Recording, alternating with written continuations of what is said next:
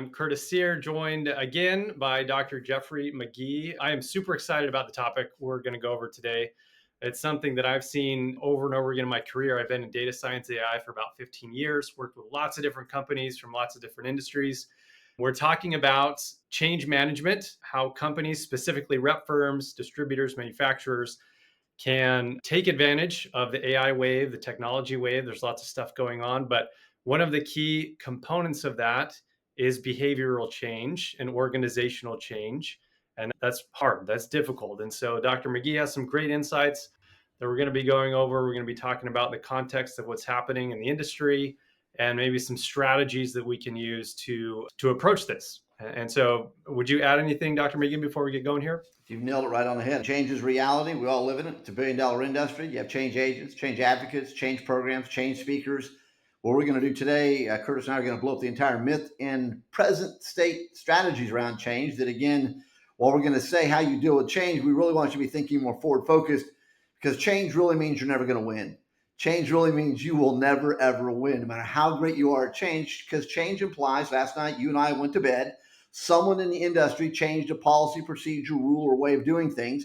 You woke up this morning, you're trying to figure out how you can play smartly within change to somehow survive. Now, survive might be treading water and not going under, and change might be for some other people surviving really nicely. But we're going to push today that, again, how you leverage change. That's the key word. Change is happening 24/7. The smart person in the marketplace today and tomorrow has to recognize as change is happening. Ideally, if you can even anticipate change, we'll talk about that today. But when you as the leader, you as a manager, you as a supervisor, you as a front side sales professional, rep, can recognize and anticipate change, you can leverage that for massive transformation. We're going to talk about some of the tools and technology like AI that's scaring the hell out of a lot of people, but it should not at all. And how you really can position yourself so that you can help your clients to succeed and win when everyone else is just getting by. That's where we're headed. Yeah, no, I think that's exactly right. And there's so much happening right now, like you said, right? First of all, manufacturing reps in particular are being asked to do a lot of different things nowadays, right? They already handle a lot of different data sources, a lot of data complexity. They're being asked more and more, as I see the firms we work with, they're actually being asked more and more to handle that data, to handle the transfer of the data, to handle the inputting of the data, all of these kinds of things. And that's a huge burden, especially with some of the older systems that they have to work with. They're being asked to do more marketing, and that's very data intensive. How do we do marketing? How do we reach our prospects? How do we manage that? They're being asked to be more accountable and provide metrics and reporting and all of these kinds of things, which again, technology can help you do that, but it's a change in mindset to be able to do it effectively. And there's also a lot going on in the technology landscape, right? A lot of the things that I think reps and manufacturers and distributors can leverage has actually been around for a long time. There's a lot of traditional machine learning models. There's a lot of data technology, data science methods been around for 15 years, right? That a lot of people just aren't using yet. And most recently, we've seen generative AI come onto the scene early 2023, which is good, I think, for a couple of reasons. One, it refocuses us. It sheds light on, hey, technology is happening. It's happening fast. And so now we can take this opportunity, I think, to refocus and say, yes, generative AI has a ton of opportunity.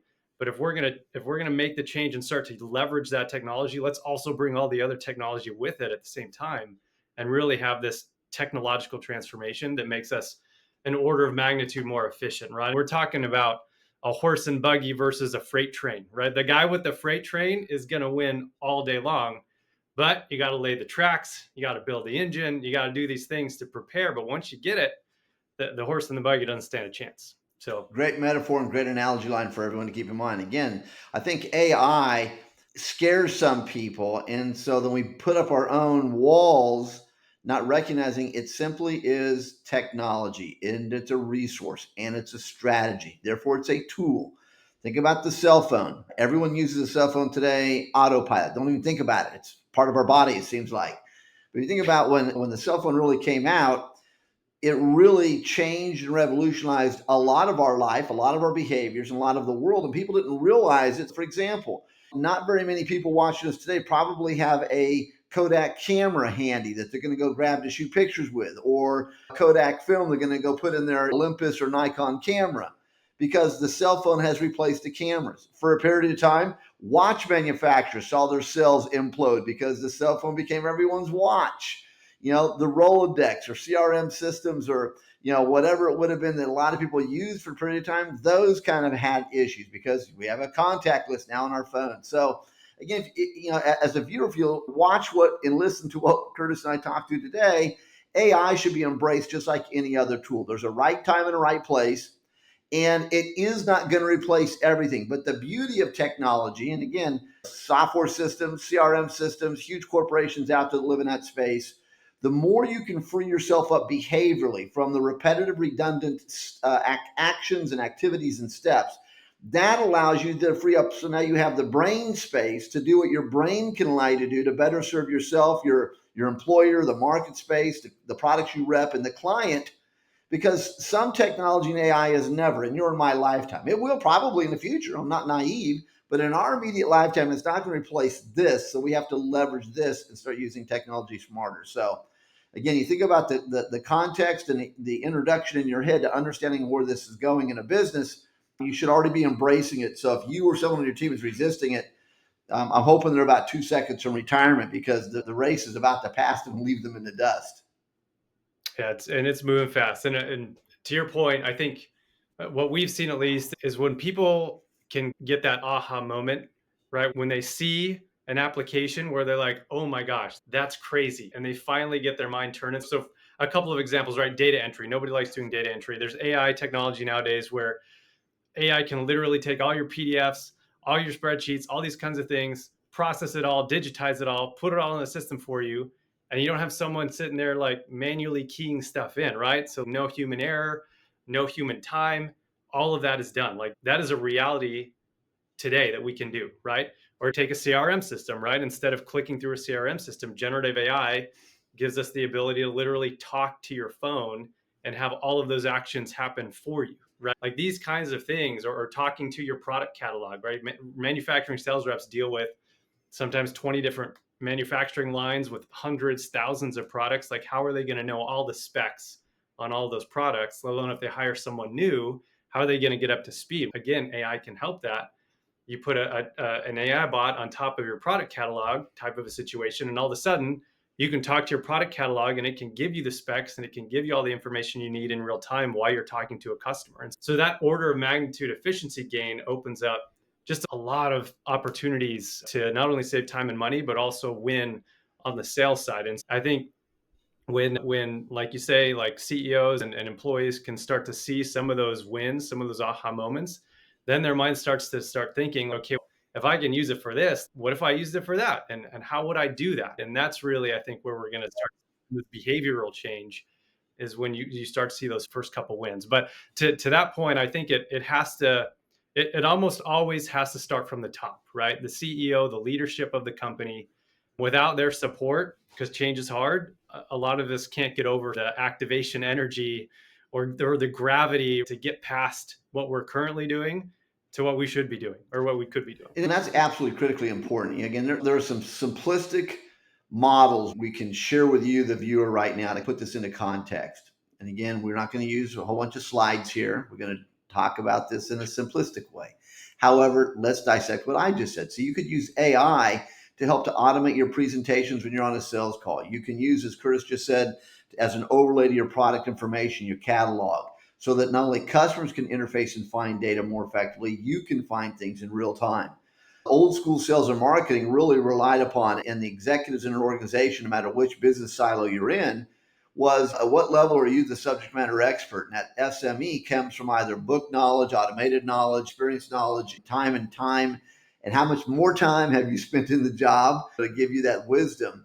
However, what we've got to be looking at as that, again, think about your own trade associations. As a viewer, there's lots of trade associations that you're more likely a part of. One of them is NIMRA. NIMRA is very future forward focused with the rep of the future, the manufacturer of the future, the distributor of the future. And a lot of that hinges around your ability to understand technology and utilize it and leverage it. So as that CEO, the business schools forever have used just a triangular diagram. And that triangular diagram you then can divide into layers, top, middle, and bottom. And then as an interface, you could use it from a labor standpoint and say, okay, so senior leadership's at the top of the pyramid, management supervisors in the middle, rank and file employees are at the bottom. You can use AI to train more effectively, onboard more effectively. You can use AI to help to plot and chart an employee's journey throughout an organization for talent development, talent management, talent retention. So again, as we're talking about AI, don't hear anything Curtis and I talk about. And as you look at anyone else in the industry talk about AI, don't get pigeonholed to thinking AI is only applicable in one place. That's going to be a big, massive mistake. So you have to recognize where are all the places I can use it. And again, labor intense roles of yesterday, most of them, not all of them, most of them are being and or can be replaced with AI, can be replaced with technology. One area I'm excited about in terms of how you can use AI can almost become a silent salesperson on your team or for you individually to help you to stay on top of the analytics and the data and histrionics of a client's buying patterns, seasonality of those buying patterns.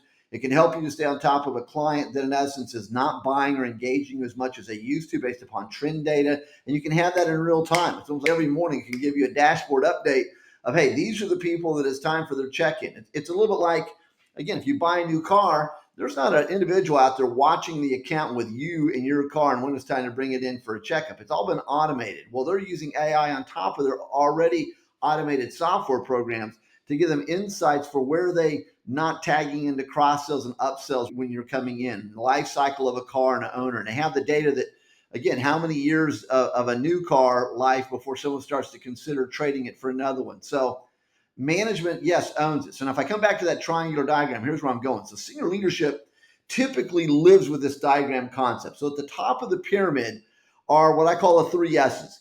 It's your strategy, it's your structure, and your systems. As an individual, if you're watching us, this model also applies to you because everything you do on a daily basis, you are this pyramid as well. How are you strategically going about looking at your job for today and tomorrow? And then what are the systems you're bringing into place to help you become more efficient in the marketplace? And then the middle of that pyramid are all of the O's, so all of your ops, all of your operational processes and technology. And that's where AI comes in. A lot of times, maybe it's decided at the top, but it's implemented in the middle. And at the bottom, in essence, is where we have to put it into place. So you have all your S's at the top, O's in the middle. And the bottom of that pyramid is all the P's, procedures and behaviors that Curtis just talked about. Knowing how to do this and how to make it a part of your daily cadence and life cycle of how to perform and not being, intimidated by technology. But there's an old technology adage that applies to AI about garbage in, garbage out, right data in, right data out. So it's also dependent upon individuals being the eyes and ears and heart and soul on the ground to know what data can I be putting into this machine so I can ask it better questions, or what questions can I ask the machine to give me better data on the outside. But senior leadership, Curtis, you nail it. They own it, but it comes back to that same triangular diagram. There's no new magic sauce. It's still the same architecture. AI just gets plugged into it. And so if senior leadership buys into this and they live this and they can see some ahas, such as they can have faster insights to make better decisions before the crisis happens. Or in this industry, as an example, there's been tremendous, just in the last year, major international players have come into the domestic United States as an example for our North American viewers today. And if you're a global viewer, same thing in your own turf. But you've got major international businesses that are buying domestic manufacturers. And so that's changing the landscape. Coming out of COVID, you had major businesses consolidate, align, downsize, right size. So how do you use AI when you're calling on someone that they themselves may be in a panic mode? So as you can see, Curtis and I can go forever on any one of these thoughts, but it does start at the top. If senior leadership is not buying into this, they will actually passive aggressively blow up these concepts. It won't just be concerns that passive aggressive behavior from the frontline employee. So needs to be a part of the overall strategy at the senior top is where I would go. How have you seen in some organizations we work with, the CEO, the top leadership buys in, everyone sounds awesome, we're all in, we want to use AI to be more efficient, it's all great, they implement it, and they see major wins, right? Sometimes you have some more resistance, right, from certain employees or certain people that are like, this is how I've always done things, and this is how I am going to do things, and I'm not going to change. Or there's some resistance to this because change is hard, right? It just is. Humans, we like doing what we know because that's safe. and doing anything that's new or different, or especially with AI, it's I don't even understand what that is and what's going to happen. So how would you say, as leaders of organizations, how do we help our employees catch the vision, get through that change, and accept and adopt some of these technologies? Great question. So I think there's multiple ways this can be approached from an individual standpoint, anywhere from the C-suite to the newest new hire. People, number one, they have a reason for why they get out of bed in the morning. We can take that 9,000 directions. Let's bring it back to the office. So, what is my purpose and does it align with the business's purpose? That's where everything starts. So if I'm looking at a major change, if I'm looking at AI as a tool we're talking about here today, first thing people have to see is that this is not going to replace them. Human nature, you just said it. The reason people passive aggressively work against things or don't completely buy in is that they believe that whatever I'm doing now to do my job that works, that I'm getting rewarded, recognized, it's tied into my scorecard, my performance review, how I might get commission or bonus. If it's working, most people don't want to do anything that's going to mess that system in their head up. Again, remember back to strategy, structure, and systems right at the top of that pyramid model a second ago. We individually live that exact same model. Then we get used to how we use all of the tools and technology and resources around it, middle of that pyramid. So we become a creature of habit doing it the way we do it, which is the bottom of that pyramid. So I love your question. Takes us right back to that triangle one more time. So the way you get that buy-in is several. Number one, stakeholders. In the team that's going to execute this and need to make it happen. Who are the key stakeholders? Who are the key advocates? Who can be the situational subject matter experts that can help coach anyone that's not sure how to, in essence, embrace it, live with it, and win with it? Because again, most adults don't willingly put themselves in an embarrassment situation Monday through Friday, as they say. We're not going to willingly raise your hand and say, okay, Curtis, I am brain dead on this. But if people felt comfortable enough to say, I am brain dead on this, and you know how to do this, help me, then you have, in essence, alignment, collaboration. You have team spirit and win. So, one, the senior leadership has to make sure that everyone sees that anything we're doing, system, process, procedures, alignment, new customers, whatever, new product lines, extensions, it ties into our purpose. Then with that, individuals, you want to have individual key stakeholders. So I call those champions, advocates, SMEs. Then from there, you have to recognize, let's go back to the training of the individuals. We have to make sure that people learn in different modalities in different ways. Some people are visual learners, some are auditorial learners, some are kinesthetic interactive learners, some want face-to-face, some want video interaction like us. They want to be able to know there's a help desk or a bot I can go to. Oh, a bot, there you go, there's AI. Or that there, in essence, is a class or et cetera. So we have to make sure we train people up to know how to understand the benefits of using it and how you can adjust your daily, just like doing a timeline of what does your daily life look like and where can you use this to become more efficient. Those are some of the elements. Again, I think last thought on this is let's back up and talk about change. One of the models that we talk about, even in one of my books back there, Change Formational, there you go, is if we want to create change, there's three basic macro steps. Let's arm you, the audience right now, with these three steps. The first step to creating change is awareness. So when we talk about AI, the specific theme of today's conversation, think about how do you help everyone to become aware of what is your real-time situation, good or bad? How can this technology or this bolted on approach allow us to become more efficient, more effective, more profitable? So awareness is all about the WHATs and the WHYs. Last decade, we've been inundated with why, getting to why, what is your why, explaining the why. So that's really what step one is about. So same thing with our clients. I'm working with a manufacturing client right now, and they're talking about using AI as a bolt on the front side of their website for customer interface. So that's almost like it's a help desk. So it's brilliant. But the first thing they're going to need to do is say, okay, how do we look at our existing customers and help them become aware of this new tool we're making available? That's one approach. That might mean we're having to educate our own employees when they have interaction with customers, our own sales teams when they have interaction with their current customers, letting them know about this new feature tool we have to help them. And then any new customer, in that onboarding of a new customer, you let them know, hey, here's all the ways we can best serve you. So awareness is step one to change. Whenever someone's fully aware, we're ready for step two. Step two is the engagement.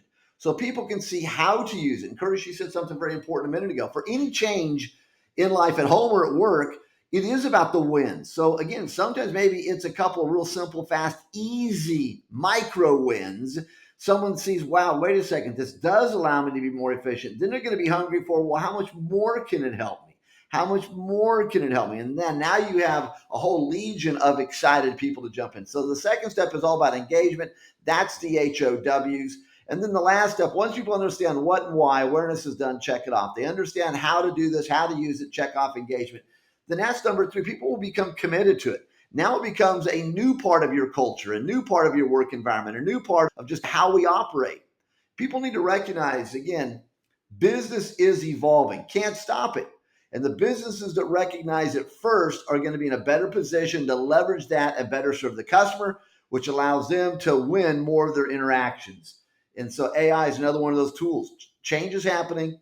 And if you're not already on the bus, you are running to catch up with it, folks.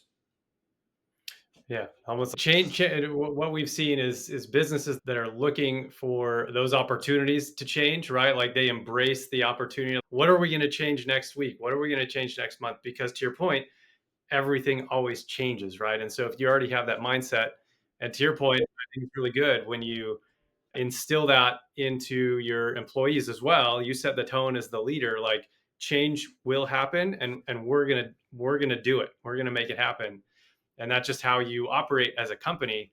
Then you're way better off. Absolutely, every time. But maybe you're not there. So how do you maybe talk maybe about a cultural shift? Maybe you're one of those companies that already has that tone and you're doing great and awesome, but a lot don't have that. So you talked about some strategies so far, but is there anything maybe deeper, the systems process like you're talking about that we can put in place to help engender that culture so it's what you do as a company? Absolutely. When I do my executive coaching conversation with business leaders and business owners, I have a model that I use. And again, I think this is a perfect place for that to be introduced. I tell people, think about the telephone, you're on the phone, and the phone has conditioned us through the decades to recognize that if it's a crisis or an urgency, you dial 911. You dial that 911 because you expect there to be a limited number of options that can help to solve your issue. Do you need fire, medical, or police? They don't ask you for 9,000 options right there. And they categorize your brain as to which direction do I need this help. And then that person then asks you very specific questions as they deploy the solution in your direction. Or you dial 411 when you have a question that you don't know the answer. You dial the 411 because you expect that to be the fastest, easiest way to get that information. You're going to ask a specific directed question. Or you dial 311 for just generalization, chit chat, something fun. What else is going on? I wonder if. And that's another way to look at technology and your CRM system and automation in general, as well as AI. You can start to recognize, wait a second, how can I increase the rate of success? 911. So AI basically is you're training it. It's not training us. Keep in mind, technology is dependent upon a live human to first put this thing into motion. It didn't just wake up one day and say, hey, I'm here. So again, it is dependent upon you and your organization. You do have some constructs and some control variables there. So the AI is like a 911 in that it can help you to avoid crisis and conflicts and problems. It can be, in essence, a faster way to find a solution when you are pressed in a situation or something's not going right, or a client or a customer has called you with something that you're not ready for. You didn't have 4 hours to prep for that. So that's one way. It's the fastest way to get great data, if you think about it. So it could be a faster way to compile data to help you to see where the 911s are around the corner to better position you, the human equation, and your fellow human equation to come into play and interact. 411, it gives you the ability to have greater sensitization of data that you can then synchronize and utilize in more effective ways. So it has the whole 411 component to it. You can connect more of your technology together, just as you said, in terms of scanning and PDFs and documents, and automated catalogs are already there, and how do you fold that in? But the more data it has access to, it can do a significantly better job of 411. Now, maybe Curtis and maybe one of you viewers have instant memory recall and have photographic memory on everything on the universe, but I know I and a lot of your other colleagues don't. So 411 becomes its ability to now we can play even with all those geniuses like Curtis that are walking down the hallway. And then 311 is like creativity, innovation lab time, brainstorming time. So that would be one of the strategies I would give people as to how to employ and look at it from a 911, 411, 311 perspective. Because again, I tell my clients, if you need to get time with me, you need to talk to me, send me a text or an email. You preface with one of those three number sets that calibrates my brain as to the sense of urgency and the dynamic that you're up against. So that's one strategy. Second is, think about it as a manufacturer. Who are your core go-to-market partners? Again, if it's in the agency world, the broker world, the rep world. So again, I'm not saying ignore three and only zero in on two, but start with your biggest and best and work through all of them. What's their strategic focus? Where do they want to take their business? And once you have that, you can ask your systems, and thus AI can be challenged to help you to become a better partner as a manufacturer with that distribution point, or distributor manufacturer with that rep point, or that rep in reverse back to the manufacturer distributors you represent. What's their core mission? What's their core purpose? What's their core drivers? Where do they want to go with their business this quarter, next quarter, this year, next year? AI is going to allow us to put our sales business plans on freaking steroids for effectiveness. And that's one of the things I talk a lot about both in my consulting and in our training programs is sales business plans. And there's some major personalities out there on these stages talking about sales that actually are doing massive damage. It's like I come in after them with clients with a pooper scooper and clean up the crap because they look pretty and they sound great, but they have no freaking clue what they're saying. And most people don't have a sales plan. AI can help you on that level. I just to get excited. I use it. My clients are using it. And my clients are using it at different levels, just like I use it at different levels. But the person who's thinking, this doesn't work for me or it's not applicable to my organization, you just haven't went back to step one, which is awareness. You haven't been introduced to it in the right way, or you haven't asked yourself the right question saying, wait a second, how do I eliminate my redundancies? How do I eliminate my payroll? Hey, let's play it that way. Not to eliminate payroll to get rid of headcount, but how do I eliminate my payroll on some of the heavy lifting work activities? And if AI could automate that, I could then take that staff and put that on the higher revenue and profit margin activities. Yep. And you brought up something super interesting that I actually wanted to dig deeper on here. And that is, you're talking about this interface between the manufacturers, the reps, the distributors. The space we work in here is interesting because it's such a connected ecosystem. And I say that loosely, right? There's loose connections, I would say, between the manufacturers, the reps, the distributors, especially when you're talking about data and how data is shared and transferred. It's all different spreadsheets, sometimes written on the back of a napkin and mailed or whatever. We've seen crazy stuff, right? So, what if, again, I see this as well, where certain rep firms or certain manufacturers or certain distributors, they're on the curve, right? They're like, we're going to implement AI, we're going to do all this stuff, we're going to be so efficient. But in a certain sense, sometimes they're hamstrung because maybe the manufacturer, maybe the rep firm, or maybe whatever, they're not on board. They're still driving the horse and buggy, essentially. So, what strategies can you share with the guests here, the listeners here about? We've talked, it's hard enough to initiate change in your own organization, even as a leader. How do you do it for an ecosystem, right? For the other organizations you're working with, how do we get everybody on board, right? And that's a hard challenge. Great question. So let's dive deeper. So in my research and findings, and again in some of the books I've written, and anyone that's watching us here today, it's been a part of any of my leadership programs or sales programs. There's a thread that I typically weave in certain scenarios, situations, and questions, and you've just hit it.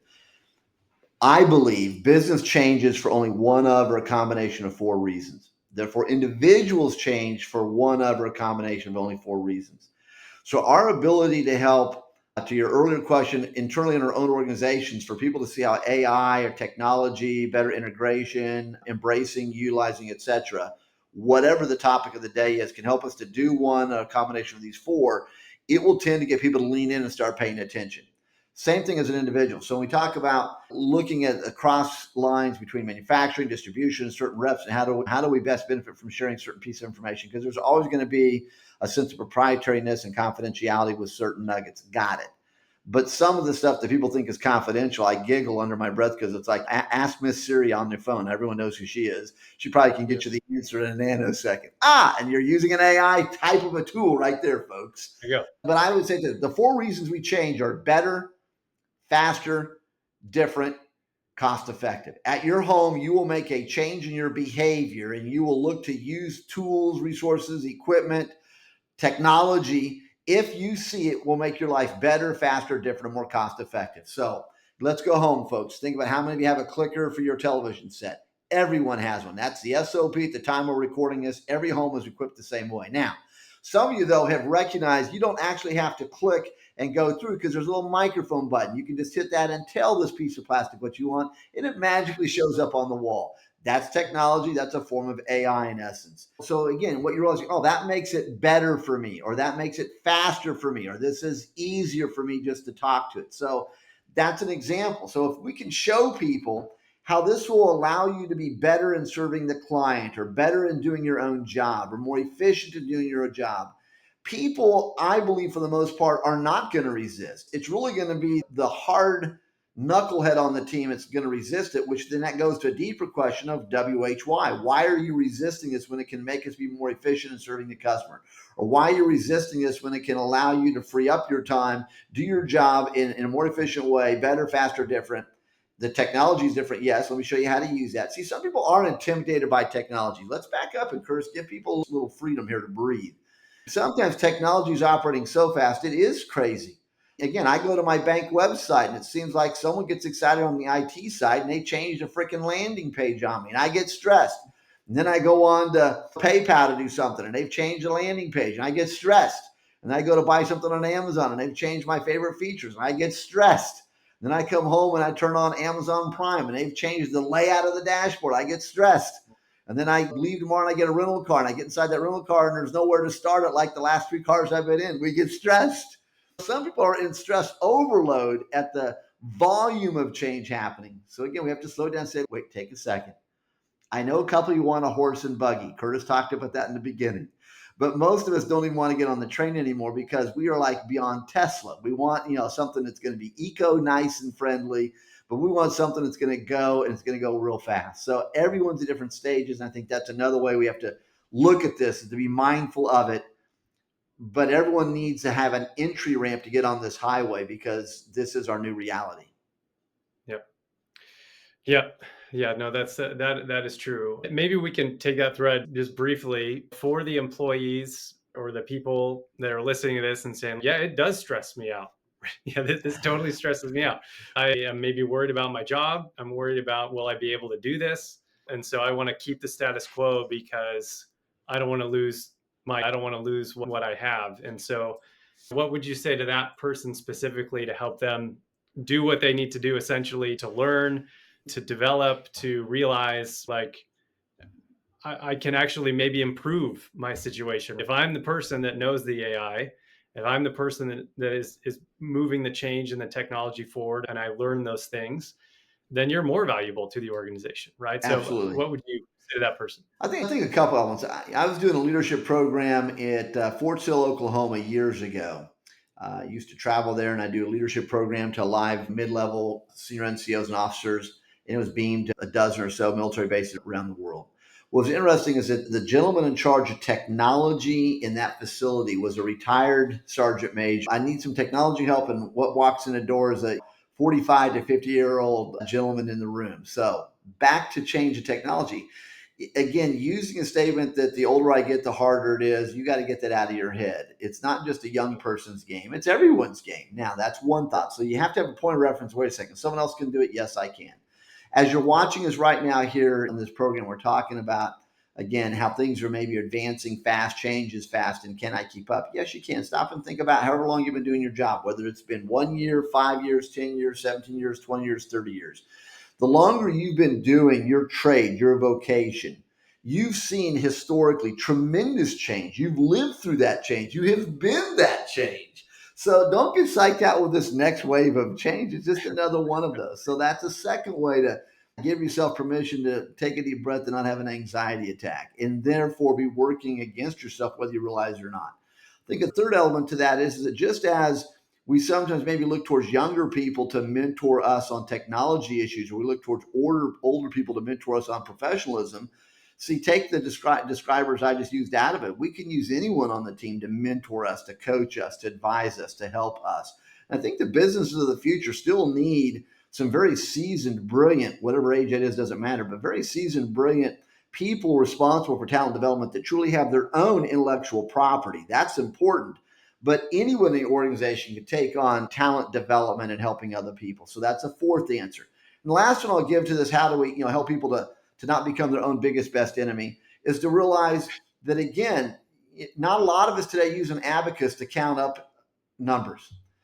Some people still use a calculator. A lot of us probably ask our phone, what's this plus this? So we all have evolved and we use technology in different parts of our life. Again, my nephew had a flat tire the other day on his vehicle. And so he Googles how to change the tire because on his vehicle, there was something different than on most vehicles. People use YouTube all the time, not just for information entertainment, but learning on the fly. So I think part of this is that we have to help people to learn on the fly. Again, we learn visually, auditorily, kinesthetically. Some people need more reinforcement. So we have tutorials, we have reminders, we have quick reference guides. Don't let this become the item that takes you out of the game. In the last example, I have two 80-year-old plus people in my life, call them my surrogate grandparents, that every time Apple comes out with something new, trust me, they're first in line at the Apple store to get it. So you can't use gender, ethnicity, or age as a reason to take yourself out of play unless you want to take yourself out of play. That's fair. No excuses, right? I love that. That's great. I know we're coming up on time here. I think maybe there's one more point that I think we can hit on that I think is important. We've talked a lot about AI is important, change is important, technology is important. Let's get on the train or the Cybertruck or whatever you want to say, right? But I think we should also, to your point, let's slow down a little bit and also talk about the hype maybe that's surrounding some of this stuff and some of the limitations that it has. Because, like you said initially, it can do a lot of amazing things that we could not do before, but it does have limits. And so if you try to go too fast or too much on the AI train and listen to the people that, again, maybe don't know what they're talking about, but they're just on the hype train, you're going to get burned by it. So how do we temper our approach so that we get the gains, but we don't crash and burn? For example, this is a simple example. We're right on ChatGPT, right? Simple AI. Everybody knows what it is, how to use it. It has a tendency to hallucinate, to make things up. And so if you're on there asking some medical question and you just have full faith in AI and it gives you some crazy answer, that's a problem. And so there are certain limitations that I think you need to be aware of as well when you're implementing this to make sure that you have guardrails and you're not going to get burned by the technology, but at the same time, you don't want to fully ignore it because there are real advantages. So, have you seen examples, or what would you say there? So again, with any technology, it has to be the right technology at the right time in the right place, serving the right goal and objective. Just to use it for the sake of using it, Curtis, your point, can become very detrimental to you and your brand, your credibility. So as an example, I'm an author. I've written over 30 books, 21 languages, 4 college textbooks, 4 legitimate bestsellers, etc. So as a writer, since you said chat, so my little antenna went up, I will sometimes use chat to edit something or give me another way of saying it. And I'm going to say 50% of the time, it's damn good. It's better than Jeff McGee. And I say, yep, publish that one. Yeah, But what I have realized as the SME on what I'm typing, 50% of the time, it's not right. It's not better. And I have to go in and edit what it's told me is better. So I use as an example that it still needs, it's like a child when you first take off the training wheels of the bike. You're probably still close by until you have the confidence and it has the confidence that it's going to be safe to do what it's designed to do.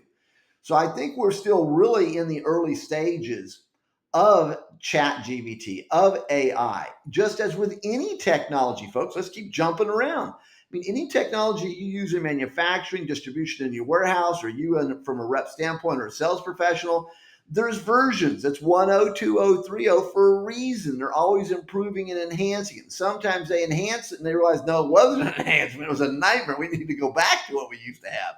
So you do need to use some common sense with it, because I have found that, again, it's not always correct. You talked about asking it questions and you use medical as example. It used to be that what doctors in the medical world hated was Curtis coming in and he checked out MD before he came in and had all of the diagnoses. Turn off your blooming computer.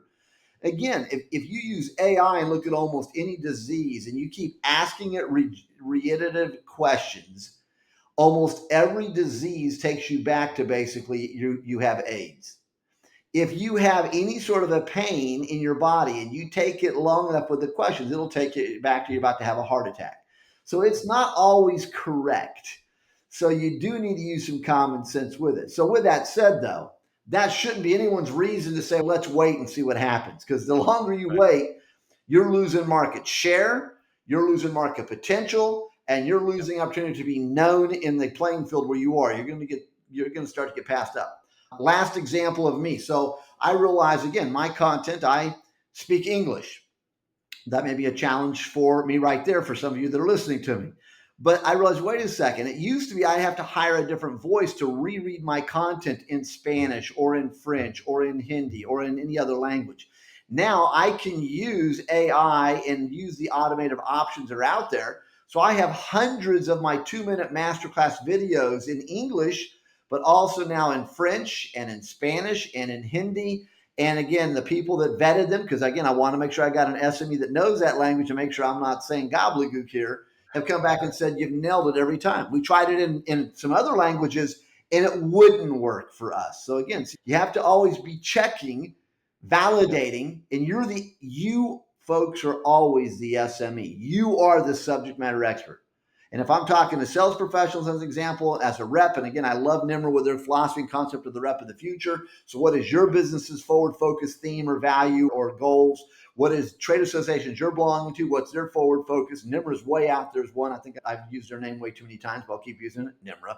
So again, that rep of the future, you need to be using these resources. AI is your strategic ally. Closing thought for me, and then wherever else you want to go, Curtis. To me, it's all about situational awareness. I say this all the time. Situational awareness impacts your strategic effectiveness.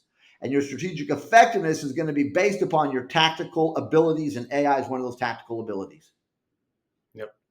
Yep, I agree. I agree. And I'll just summarize and say, if we could summarize this conversation, I think AI technology, we're right. There's a wave right now. There's fundamentally new capabilities. Super important to leverage those. There's real value there, tremendous real value there. You have to Absolutely. be careful of some of the hype, but if you can overcome some of these change management things and behavioral management, and if we can actually get our organizations to accept the wave, learn from it, and try to implement it, I think the industry as a whole is going to see some tremendous things happen. Absolutely. Absolutely. This is fantastic. Again, folks, this is just the beginning of the next chapter in not only your own evolution, but in your business evolution. Embrace it, run, be the winner. Thanks for watching. I hope you enjoyed the presentation from myself and Dr. McGee. If you'd like help implementing some of these strategies, we did prepare a white paper, a checklist, and an online scorecard that's interactive. Go ahead and click on the link in the description. If you'd like to work with Dr. McGee, there's a link in the description to his website. And if you'd like a demo of Flow that employs AI for reps and manufacturers and distributors, that link's in the description as well. Hope to see you guys soon and hope you enjoyed it.